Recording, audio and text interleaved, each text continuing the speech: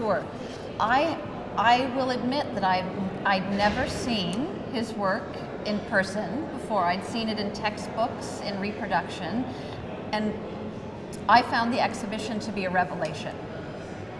In part because to see all of the works from start to finish gathered together was extraordinary.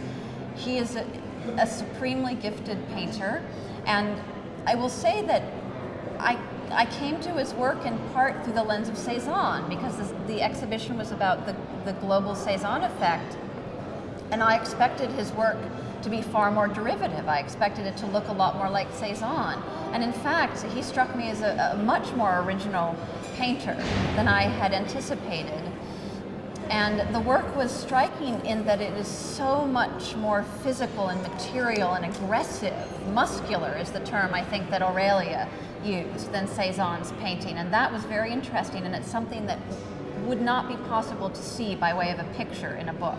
So it was important for me to see it in person. And in a way, I would have liked to see it without having Cezanne in mind. In terms of the paintings, one of the early works, a still life with a vase and oranges on a table, I thought was extraordinary, because there was something about the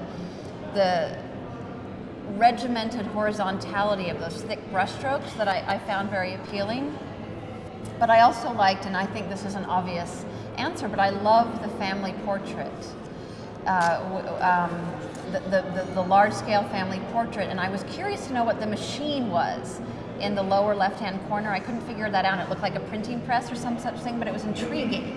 It was a painting that drew me in, and I spent a lot of time looking at it. And I think there's something about his work that compels the viewer to stop and spend a good 10, 15, 20 minutes working the way through the canvas. So it was important to see those in person for that reason, I think.